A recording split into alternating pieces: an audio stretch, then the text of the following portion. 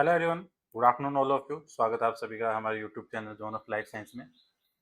तो आज के सेशन में अपन डिस्कस करने वाले हैं जो एलाइजा टॉपिक है।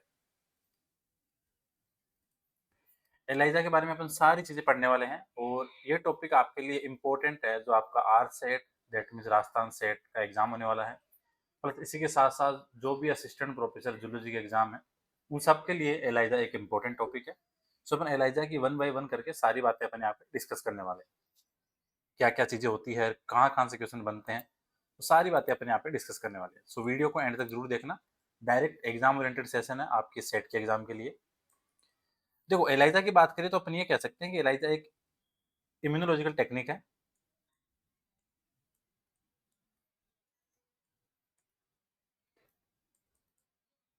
ठीक है, जो पता लगाती है कि सैंपल में कि भाई एंटीजन या एंटीबॉडी प्रेजेंट है या नहीं है या उसकी क्वांटिटी कितनी है। सो अपन सिंपली ये कह सकते हैं कि ELISA is a immunological technique used for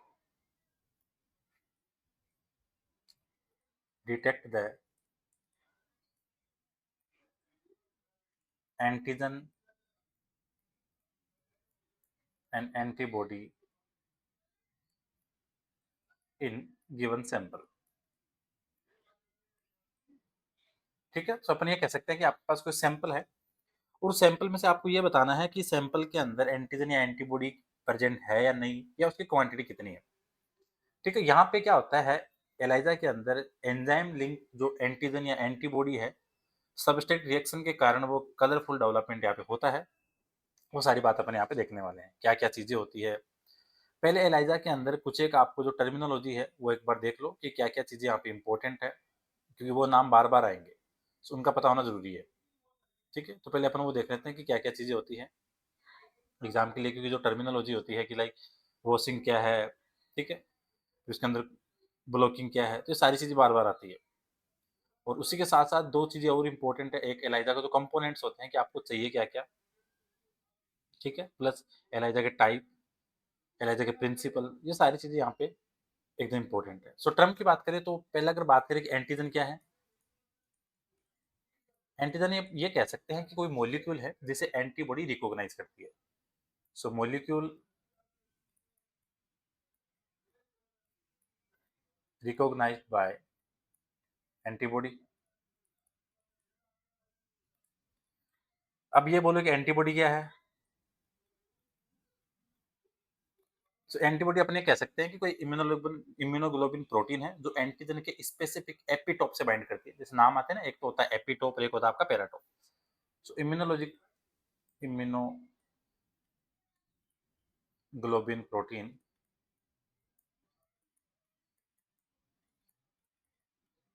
bind on specific epitope of antigen. ठीक है, एंटीजन और एंटीबॉडी। अब बात ये आती है कि एपिटोप क्या है। एपिटोप का मतलब ये हो गया कि एंटीजन का कोई स्पेसिफिक रीजन जिसे एंटीबॉडी पहचानती है। सो ध्यान रखना है, एंटीजन का स्पेसिफिक रीजन जिसे एंटीबॉडी पहचानती है।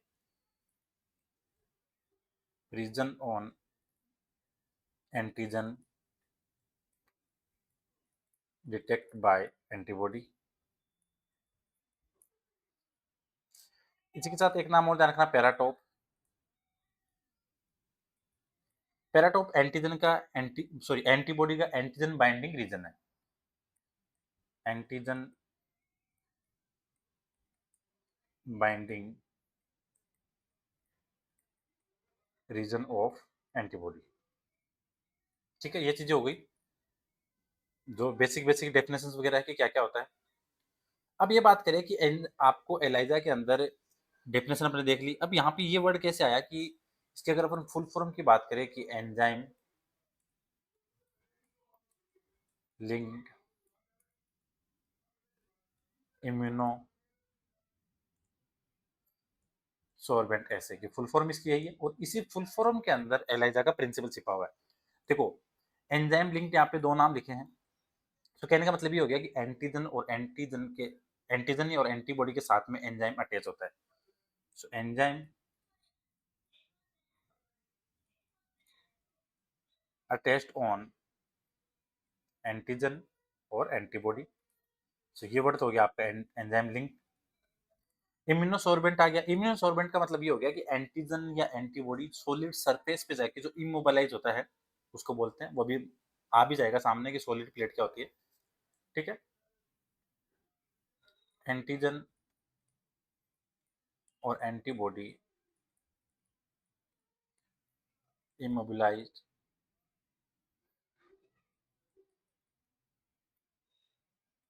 ऑन सॉलिड सरफेस या प्लेट। ठीक है, फिर आता है ऐसे। ऐसे का मतलब होता है डिटेक्शन या मेजरमेंट का मेथड। मेथड ऑफ मेजरमेंट और डिटेक्शन। तो इसकी फुल फॉर्म के अंदर आपको तीन चार चीजें दिखी हैं। अब बात करें आपके प्रिंसिपल क्या होता है लेजर।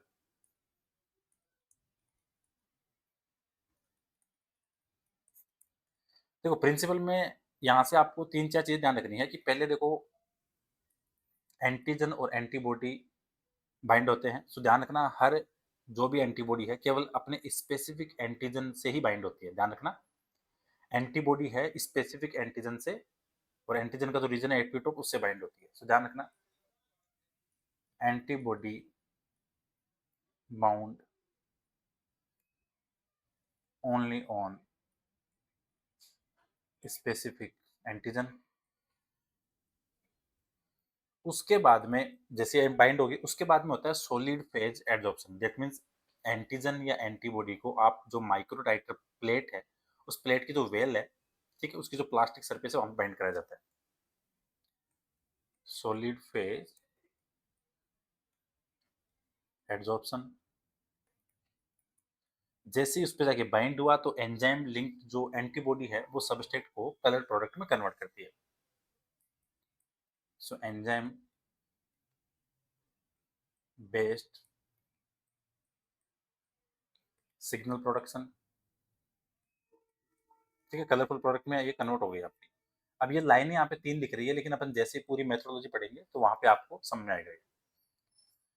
कंपोनेंट की बात करें कि आपको क्या क्या चाहिए एलाइजा में। देखो पहले आपको चाहिए होती है माइक्रो टाइटर प्लेट, जो अभी अपन बात की थी सॉलिड सरफेस की। माइक्रो टाइटर प्लेट का मतलब ये हो गया कि कोई सॉलिड सरफेस है जिसके ऊपर एंटीजन और एंटीबॉडी है वो इमोबिलाइज होता है।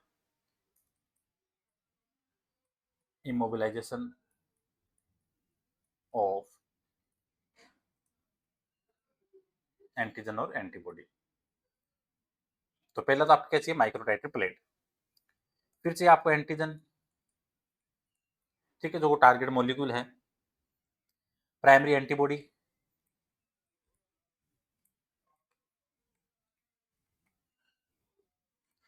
ठीक है, जो टारगेट एंटीजन है उसको रिकॉग्नाइज करना है तो उसके लिए आपको प्राइमरी एंटीबॉडी चाहिए। फिर आपको चाहिए सेकेंडरी एंटीबॉडी, ये प्राइमरी एंटीबॉडी को रिकॉग्नाइज करेगी। एंजाइम जो सिग्नल जनरेट करेगा। सबस्ट्रेट चाहिए आपको जो एंजाइम के साथ रिएक्शन करके कलर प्रोडक्ट बनाएगा। फिर आपको ब्लॉकिंग बफर चाहिए। ब्लॉकिंग बफर आपको इसलिए चाहिए कि जो भी नॉन स्पेसिफिक बाइंडिंग है उनको रोकने के लिए। Prevent non specific binding. ठीक है, वॉश बफर भी चाहिए। वॉश बफर इसलिए चाहिए क्योंकि जो भी अनबाउंड मॉलिक्यूल्स हैं उनको हटाने के लिए। और लास्ट में चाहिए आपको एलाइजा रीडर, ठीक है, जिसे अपन ऑप्टिकल डेंसिटी को मेजर करते हैं। अब ये नाम आता है कि भाई एलाइजा प्लेट क्या होती है। टाइप वगैरह पे जाने से पहले थोड़ा बेसिक क्लियर ज्यादा बढ़िया है। एलाइजा के अंदर क्या है कि जनरली एक 96 वेल की पॉलिस्टीन की माइक्रोटाइटर प्लेट होती है। ठीक है, और इसी प्लेट पर प्रोटीन्स है वो आराम से आके जुड़ जाता है। इसी कारण एंटीजन और एंटीबॉडी है वो कोटिंग के लिए सबसे सुटेबल होती है आपकी एलाइजा प्लेट। सो 96 वेल की होती है पॉलिस्टीन माइक्रोटाइटर प्लेट।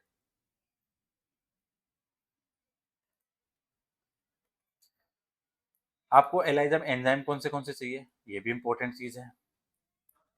देखो एंजाइम के अंदर सबसे कॉमन होता है, एक तो होता है आपका एचआरपी। एचआरपी का मतलब हो गया हॉर्स रेडिस पेरोक्सिडेज।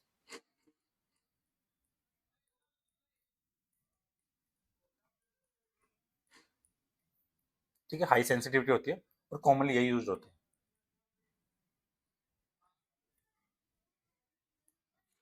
एक आता है आपका एल्कलाइन फोस्फेटेज।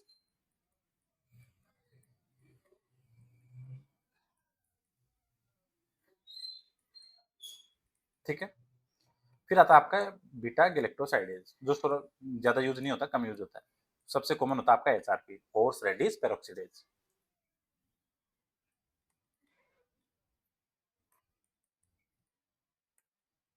ठीक है, ये चीज आपको ध्यान रखनी है। प्लस आपको ध्यान रखना है कि हर एंजाइम का स्पेसिफिक सबस्ट्रेट भी होता है, तभी तो आपका कलर प्रोडक्ट मिलेगा आपको। जैसे आपका एंजाइम इधर लिख देता हूँ, इधर हो गया आपके सबस्ट्रेट। अगर आपके पास एंजाइम है एचआरपी, तो इसका सबसेट होगा आपका टीएमबी। अगर आपके पास एंजाइम एचआरपी है, तो इसका एक और सबसेट है, वह आपका ओपीडी। एचआरपी का एक सबसेट और है, एबीटीएस। कमेंट बॉक्स में बताना कि इनकी फुल फॉर्म क्या है, टीएमबी, ओपीडी और एबीटीएस। अगर एल्कलाइन फॉस्फेटेज है,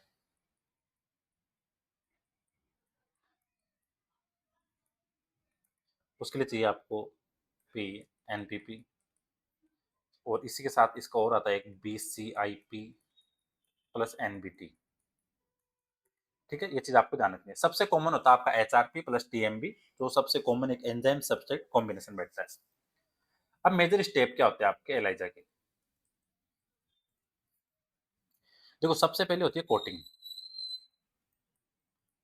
कोटिंग का मतलब ये हो गया कि जो आपके पास प्लेट है, प्लेट की वेल, ठीक है, जो वेल है, उस पे आपको एंटीजन या एंटीबॉडी बाइंड होते हैं। ठीक है, सो सिंपली क्या ध्यान रखना है, plate, plate well plus antigen और कैप्चर एंटीबॉडी। ठीक है, सिंपल आपने एलाइजा की प्लेट ली और जो आपके पास सैंपल था आपने उस पर अटैच करवाया। देन फिर होती है आपकी ब्लॉकिंग। ब्लॉकिंग क्या होती है कि जो प्लेट का जो खाली साइड है, जैसे मान लो आपकी कोई प्लेट थी और उस प्लेट पे कोई स्पेस रह गया, उस स्पेस को आपको खाली रखना है। ठीक है, उसको ब्लॉक करना है। तो उस ब्लॉक के लिए आप यूज करते हो बीएसए, कैसीन। ठीक है, इससे क्या करते हैं, ब्लॉक एम्प्टी स्पेस। कहने का मतलब ये, अगर खाली जगह है तो वहां पे और कुछ आके नहीं जुड़े। ब्लॉकिंग का मतलब ये हो गया। फिर आती है आपकी सैंपल एडिशन। आपको सैंपल ऐड करना है। ठीक, अननोन सैंपल जो आपके पास था आपने ऐड किया। फिर होती है स्पेसिफिक बाइंडिंग।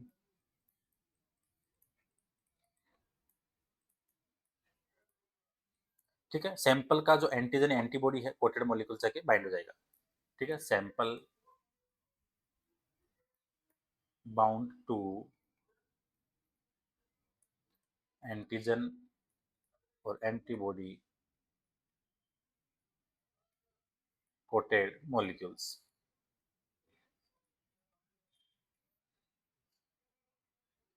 फिर होता है आपका डिटेक्शन।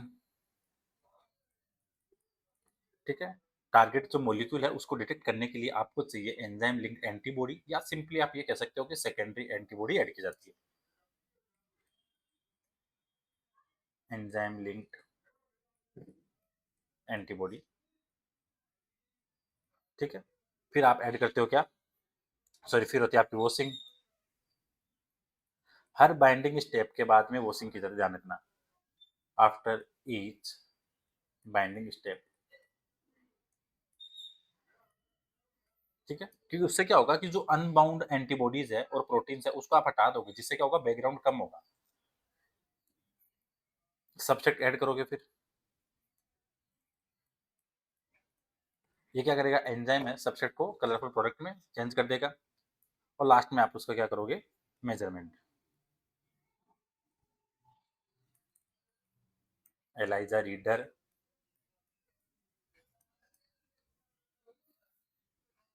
कलर इंटेंसिटी को एब्जॉर्बेंस में मेजर करता है। ठीक है, तो ये सिंपल स्टेप थी कि भाई पहले आपके पास में प्लेट के ऊपर आपने एंटीजन या कैप्चर एंटीबॉडी थी उसको बाइंड कराया।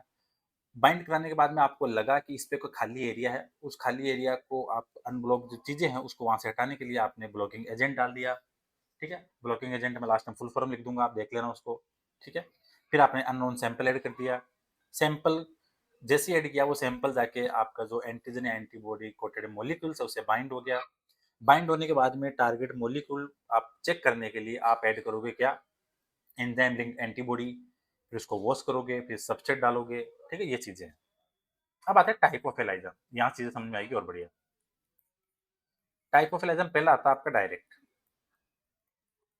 डायरेक्ट का मतलब ये हो गया कि नॉन एंटीजन है, ठीक है? आपने प्लेट पे कोट कर दिया और एंजाइम लिंक्ड प्राइमरी एंटीबॉडी आपने डायरेक्ट एंटीजन से बाइंड करवा दी, ठीक है? तो प्लेट थी, प्लेट पे एंटीजन, फिर आपने enzyme linked primary antibody, enzyme linked primary antibody डाली, फिर आपने सबस्ट्रेट ऐड किया और लास्ट में आपको कलर प्रोडक्ट मिल गया। तो सिंपल ध्यान रखना है, नॉन एंटीजन सैंपल था, प्लेट पे आपने कोट किया और उसके बाद में आपने प्राइमरी एंटीबॉडी डाल दी वहाँ पे और उसके बाद में सबसेट डाला, फिर आपने कलर के बेस पे उसको पहचान लिया, ठीक है? तो डायरेक्ट एलाइजा में लेबल्ड प्राइमरी एंटीबॉडी होती है, सिंपल ध्यान रखना। फिर आती है आपकी इनडायरेक्ट। इनडायरेक्ट में क्या होता है कि सैंपल में आपको एंटीबॉडी डिटेक्शन किया जाता है, एक तो ध्यान रखना ये किसके लिए यूज होती है, एंटीबॉडी डिटेक्शन के लिए।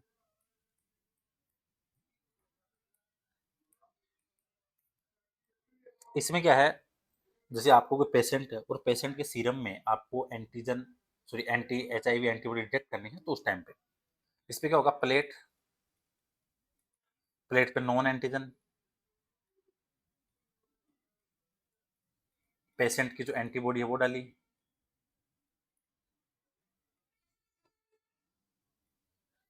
एंजाइम लिंक या एंजाइम लेबल सेकेंडरी एंटीबॉडी, ठीक है? ये ध्यान रखना, ये आपकी डायरेक्ट से ज़्यादा सेंसिटिव होती है, ठीक है?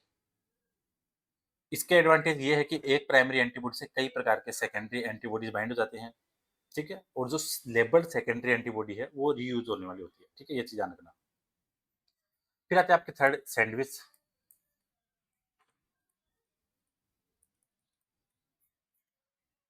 टारगेट एंटीजन है वो दो एंटीबॉडीज के बीच बाइंड होता है, target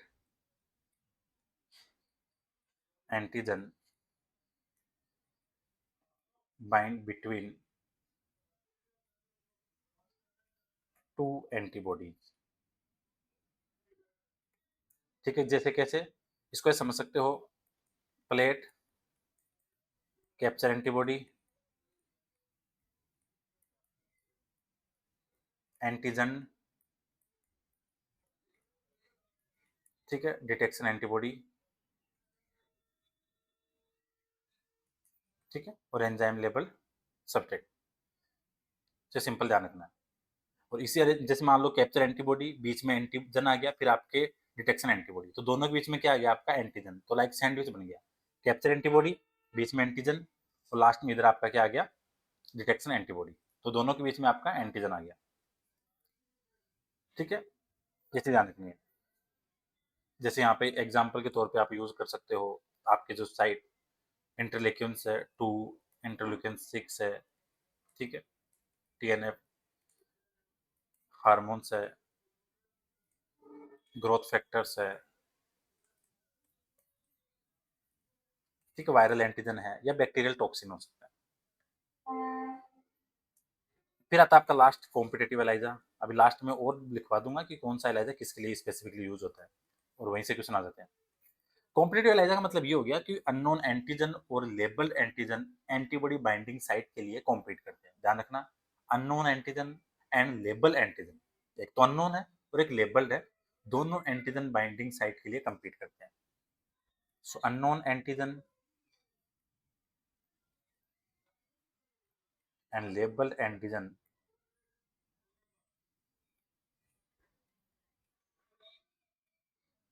compete for antibody binding site, तभी तो इसका नाम है क्या, कॉम्पिटिटिव एलाइजा। ये मोस्टली यूज होता है आपका स्मॉल एंटीजन्स के लिए, स्मॉल मॉलिक्यूल्स के लिए।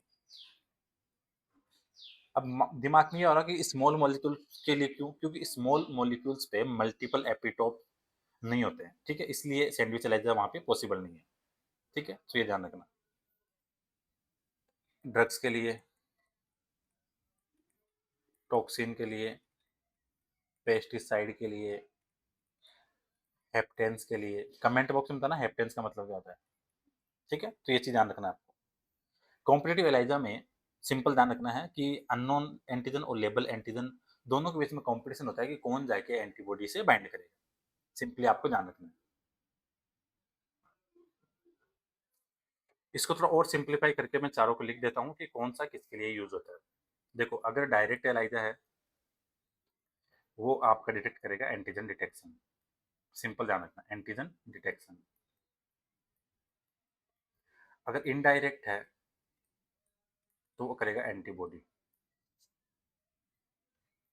ठीक है, एंटीबॉडी डिटेक्शन। अगर आपके पास सैंडविच है, सैंडविच एलाइजा है, तो वो करेगा आपका एंटीजन डिटेक्शन। अगर आपके पास कॉम्पिटिटिव है, सो एंटीजन के लिए भी प्लस एंटीबॉडी के लिए भी, और मोस्ट कॉमनली ये यूज होता है, ठीक है, ये होता है आपका मोस्ट कॉमन यूज, ठीक है, ये चीज आपको यहाँ ध्यान रखनी है। सिंपल क्वेश्चन बन जाता है डायरेक्ट एग्जाम के लिए, तो इस चीज को ध्यान रखना है।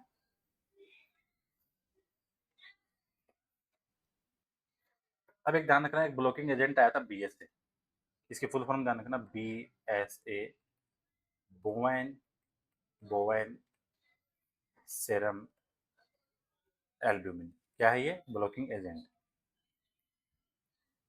क्या है, ब्लॉकिंग एजेंट। तो मोस्टली अपन एलाइजा के अंदर ब्लॉकिंग एजेंट यूज करते हैं बोवाइन सेरम एल्ब्यूमिन। बफर की बात करें तो अपन बफर बेसिकली यूज करते हैं PBS, phosphate buffer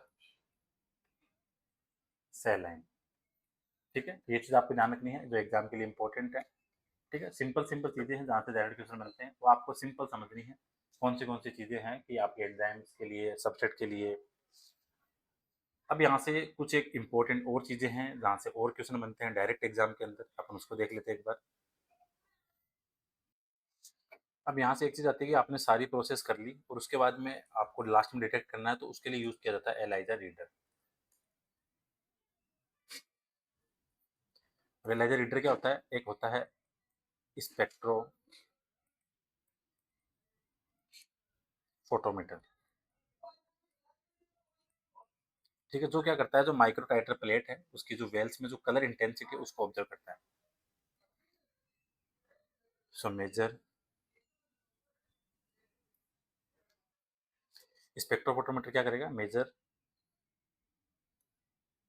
the absorbance of colour intensity, ठीक है, कलर इंटेंसिटी या जो एब्जॉर्बेंस है उसको मेजर करता है आपका एलाइजा रीडर। ध्यान रखना, मोर कलर हाई एब्जॉर्बेंस है, और एब्जॉर्बेंस को क्या बोलते हैं, ऑप्टिकल डेंसिटी, OD, ठीक है, ये चीज ध्यान रखना है जहाँ से एग्जाम में डायरेक्ट क्वेश्चन बनता है, ठीक है, ये चीज एकदम सही देख लेना जो एग्जाम में ओरिएंटेड पॉइंट्स है। अब यहाँ से जैसे क्वेश्चन क्या बनता है, जैसे एक क्वेश्चन ये बन गया आपके सामने, in direct ELISA the enzyme is generally conjugated with,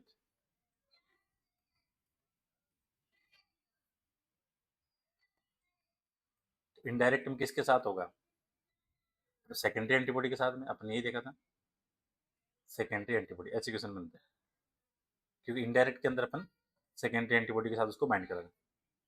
फिर एक क्वेश्चन ये बन जाता है जैसे, विच एलाइजा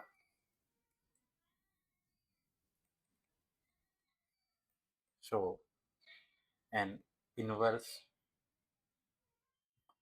रिलेशनशिप बिटवीन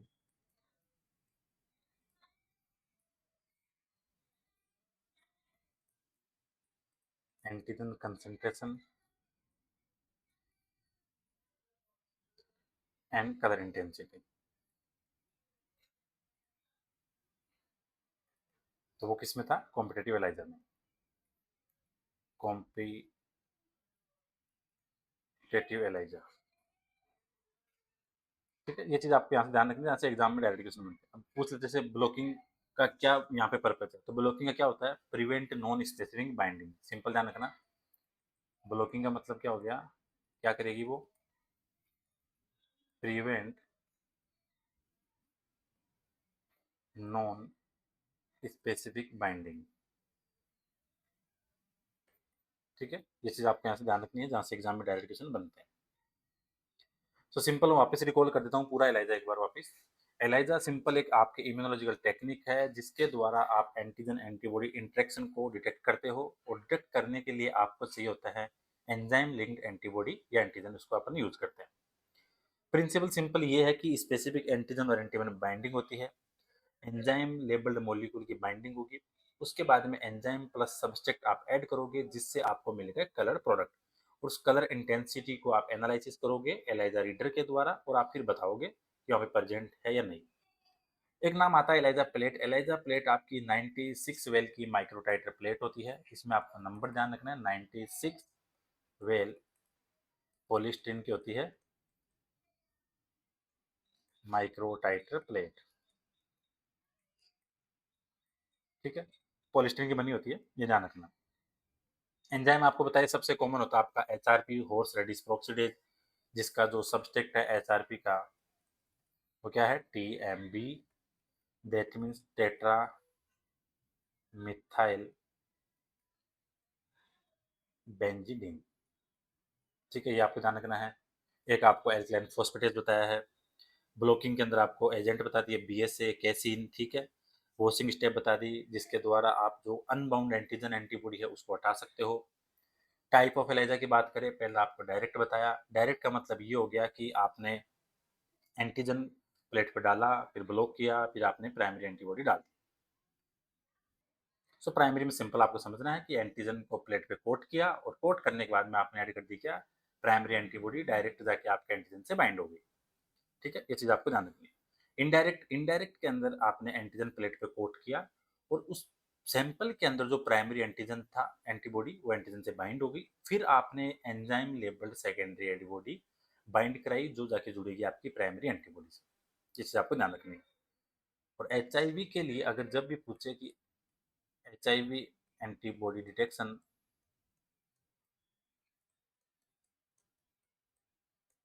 तो किससे होता है? वो आपका इनडायरेक्ट एलाइजा के द्वारा, ठीक है। एच वाला ध्यान रखना। सैंडविच के अंदर आपको बता दिया कि फर्स्ट एंटीबॉडी होती है जो कैप्चर एंटीबॉडी है, सेकेंडरी एंटीबॉडी है वो डिटेक्शन एंटीबॉडी है, और वो दोनों आपस में कॉम्पीट करती है, ठीक है। ये चीज आपको ध्यान रखनी है। सॉरी, कॉम्पीट तो करेगी आपकी कॉम्पिटेटिव में, ध्यान रखना, उल्टा हो गया थोड़ा सा ना। कॉम्पिटेटिव के अंदर आपके जो सैंपल एंटीजन है और लेबल एंटीजन है वो दोनों के दोनों एंटीजन एंटीबॉडी बाइंडिंग साइट के लिए कम्पीट करेगी, ये आपको सिंपल ध्यान रखना है। अब अगर मैं यहाँ पे चारों का एक कंपेयर कर दूं, ये डायरेक्ट, इनडायरेक्ट, सैंडविच,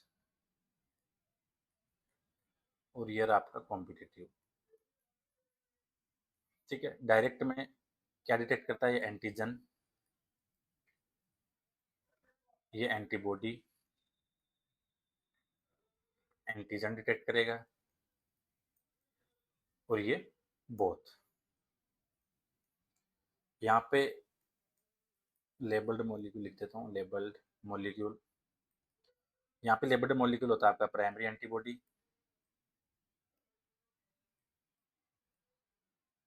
यहाँ पे सेकेंडरी एंटीबॉडी,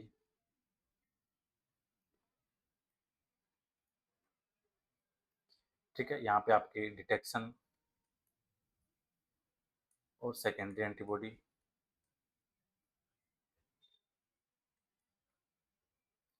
यहाँ पे होता है आपका कॉम्पिटिटर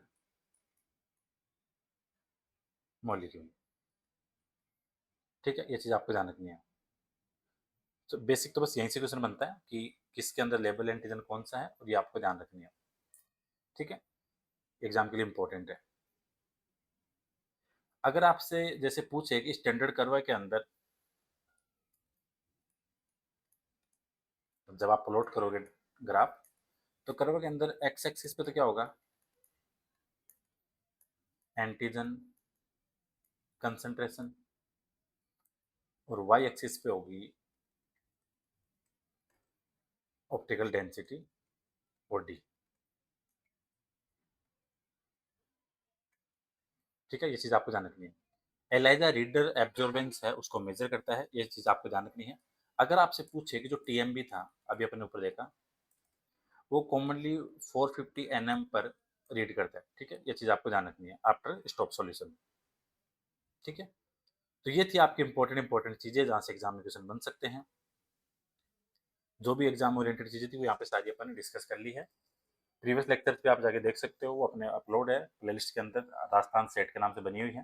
प्लस अभी आज एलाइजा हो गया, अब कल कोशिश है कि कल आपके टूल एंड टेक्निक वाले डालेंगे, क्योंकि बाकी सारी चीज़ें आपको यूट्यूब पे मिल जाती है, लेकिन सेट के अंदर जो CSIR वाला ओरिएंटेड सेशन है, लाइक टूल टेक्निक वाला, उसको पहले फिनिश करेंगे। सो आज एलाइजा हो गया, कल कोशिश करेंगे अपन RIA पढ़ने की। ठीक है, रेडियो इम्यूनो ऐसे। सो प्रीवियस लेक्चर भी देखना। So thank you so much for watching session, मिलते हैं नेक्स्ट क्लास में।